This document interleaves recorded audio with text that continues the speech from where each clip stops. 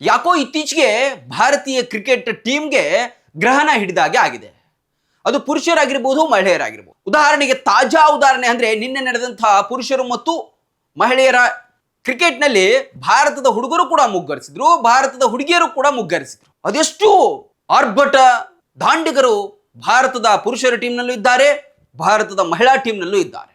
ಇಡೀ ವಿಶ್ವದಲ್ಲಿ ಅತ್ಯಂತ ದೈತ್ಯ ಬಲಿಷ್ಠ ಬ್ಯಾಟಿಂಗ್ ಪಡೆಯನ್ನು ಹೊಂದಿರುವಂತಹ ಭಾರತ ಪುರುಷರ ತಂಡ ಐರ್ಲೆಂಡ್ ವಿರುದ್ಧದ 2ನೇ T20 ಪಂದ್ಯದಲ್ಲೂ ಕೂಡ ಸೋಲನ್ನು ಕಾಣುವ ಮೂಲಕ ಬಹಳಷ್ಟು ಅವಮಾನವನ್ನು ಅನುಭವಿಸಿತು, ಮುಖಭಂಗವನ್ನ ಅನುಭವಿಸಿತು. 2026ರಲ್ಲಿ ಸೂರ್ಯಕುಮಾರ್ ಯಾದವ್ ನೇತೃತ್ವದ ಟೀಮ್ ಇಂಡಿಯಾ ಎಲ್ಲ ದೈತ್ಯ ತಂಡಗಳನ್ನು ಸೋಲಿಸಿ ಚಾಂಪಿಯನ್ ಆಗಿ ಹೊರಹೊಮ್ಮಿತ್ತು.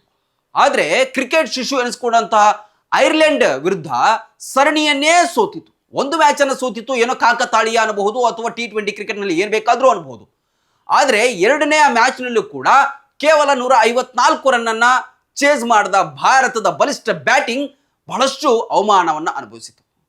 ಇಶಾನ್ ಕಿಶನ್, ಅಭಿಷೇಕ್ ಶರ್ಮಾ, ಶಿವಮ್ ದುಬೆ, ಸಂಜು ಸ್ಯಾಮ್ಸನ್, ಶ್ರೇಯಸ್ ಅಯ್ಯರ್ ಇವರೆಲ್ಲ IPL ನಲ್ಲಿ ಬಹಳಷ್ಟು ಆರ್ಭಟವನ್ನ ನಡೆಸಿದ್ರು. ಜೊತೆಗೆ ಕಳೆದ T20 ವರ್ಲ್ಡ್ ಕಪ್ ನಲ್ಲೂ ಕೂಡ ಆರ್ಭಟವನ್ನ ನಡೆಸಿದ್ರು. ಆದರೆ ಬರೀ 154 ರನ್ನನ್ನ ಇವರು ಬೆನ್ನಟ್ಟೋದಕ್ಕೆ ಆಗಲಿಲ್ಲ.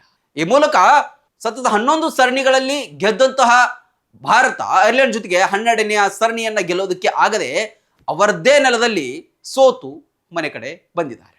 ಇದರ ಜೊತೆಗೆ ನಿನ್ನೆ ನಡೆದಂತಹ ವುಮೆನ್ಸ್ T20 ವರ್ಲ್ಡ್ ಕಪ್ ನಲ್ಲಿ 10ನೇ ಆವೃತ್ತಿಯಲ್ಲಿ ಲೀಗ್ ಹಂತದಲ್ಲೇ ಗುಂಪು ಹಂತದಲ್ಲೇ ಹರ್ಮನ್ ಪ್ರೀತ್ ಕೌರ್ ಪಡೆ ಮುಖಭಂಗವನ್ನು ಅನುಭವಿಸಿ ಮತ್ತೆ ಪೆಚ್ಚು ಮೂರೆ ಹಾಕಿಕೊಂಡು ವಾಪಸ್ ಮರಳಿದೆ. ಇನ್ನೇನು ಒಂದೇ ಒಂದು ರನ್ನಿಂದ ಗೆದ್ದಿದ್ರೂ ಸಾಕಿತ್ತು ಹರ್ಮನ್ ಪ್ರೀತ್ ಕೌರ್ ಪಡೆ ಬಳಗಕ್ಕೆ ಸೆಮಿಫೈನಲ್ಗೆ ಇರುವ ಅವಕಾಶ ಇತ್ತು.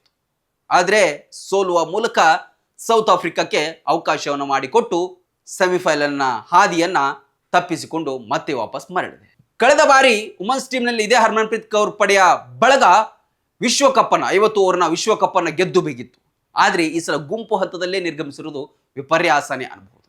ಒಟ್ಟಲ್ಲಿ ಇತ್ತೀಚೆಗೆ ಏನೇನೋ ಟೀಮ್ ಇಂಡಿಯಾದಲ್ಲಿ ಬದಲಾವಣೆಗಳನ್ನು ಮಾಡಿದ್ರ ಪರಿಣಾಮವೋ ಅಥವಾ ಎಲ್ಲೋ ಅವಕಾಶಗಳನ್ನು ಸರಿಯಾಗಿ ಕೊಡದೆ ಎಡವಿರುವಂತಹ ಘಟನೆಯ ಹಿನ್ನೆಲೆಯೋ ಗೊತ್ತಿಲ್ಲ. ಈ ಕಡೆ ಭಾರತದ ಪುರುಷರ ಟೀಮ್, ಭಾರತದ ಮಹಿಳೆಯರ ಟೀಮ್ ನಿನ್ನೆ 2 ಮ್ಯಾಚ್ನಲ್ಲೂ ಕೂಡ ಸೋತು ಭಾರತೀಯ ಕ್ರಿಕೆಟ್ ಪ್ರೇಮಿಗಳಿಗೆ, ಕ್ರಿಕೆಟ್ ಅಭಿಮಾನಿಗಳಿಗೆ ನಿರಾಸೆಯನ್ನ ಮೂಡಿಸಿದ್ದಾರೆ. ಕಳೆದ 2-3 ವರ್ಷಗಳ ಹಿಂದೆ ಹಲವಾರು ಟ್ರೋಫಿಗಳನ್ನು ಎತ್ತಿರುವಂತಹ ಭಾರತ ತಂಡ ಇದೀಗ ದುರ್ಬಲ ತಂಡದ ಜೊತೆಗೆ ಸೋಲುವ ಮೂಲಕ ಪುರುಷರು, ಇಲ್ಲಿ ಬಲಿಷ್ಠ ಆಸ್ಟ್ರೇಲಿಯಾ ಜೊತೆಗೆ ಸೋಲುವಂತ ಮೂಲಕ ಮಹಿಳೆಯರು ಸೋತು ಮುಖಭಂಗವನ್ನು ಅನುಭವಿಸಿ ಬಂದಿದ್ದಾರೆ. ಒಟ್ಟಿನಲ್ಲಿ ಅದೇನಾಗಿದೆ ಗೊತ್ತಿಲ್ಲ. ಈ ತಿಂಗಳಲ್ಲಿ ಭಾರತದ ಟೀಮ್ ಇಂಡಿಯಾಕ್ಕೆ ಗ್ರಹಣ ಹಿಡಿದಿದೆ ಅಂತಾನೆ ಅನ್ಬಹುದು. ಬಾಗಲಕೋಟ್ ಜಿಲ್ಲೆಯ ಬೀಳಗಿ ತಾಲೂಕಿನ ಬಾಡಗಂಡಿ ಎಂಬ ಪುಟ್ಟ ಗ್ರಾಮದಲ್ಲಿ ಆರಂಭಗೊಂಡ SR ಪಾಟೀಲ್ ಶಿಕ್ಷಣ ಸಂಸ್ಥೆ ಇಂದು ನರ್ಸರಿಯಿಂದ PUC, BSc nursing, BSc allied courses, BAMS Ayurvedic, MBBS ಒಳಗೊಂಡು ಹೆಮ್ಮರವಾಗಿ ಬೆಳೆದಿದೆ. PUC ವಿಜ್ಞಾನ ವಿಭಾಗದಲ್ಲಿ ಸತತ 2 ಬಾರಿ ಜಿಲ್ಲೆಗೆ ಹಾಗೂ 4 ಬಾರಿ ತಾಲೂಕಿಗೆ ಪ್ರಥಮ ತಂದುಕೊಟ್ಟ ಹಿರಿಮೆ. NEET, JEE, KCET, banking, CA foundation ಕೋರ್ಸ್ಗಳಿಗೆ ವಿಶೇಷ ತರಬೇತಿ ಒಂದೇ ಸೂರಿನಡಿ ಲಭ್ಯ.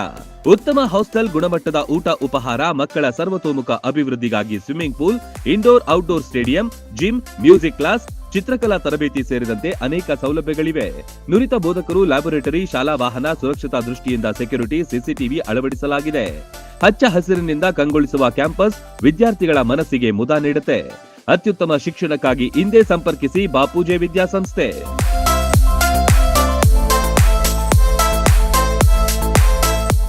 ರನ್ ಟಿವಿ ನ್ಯೂಸ್ ವಿಡಿಯೋಸ್ ನೋಡಲು ಸಬ್ಸ್ಕ್ರೈಬ್ ಮಾಡಿ, ಬೆಲ್ ಐಕಾನ್ ಪ್ರೆಸ್ ಮಾಡಿ.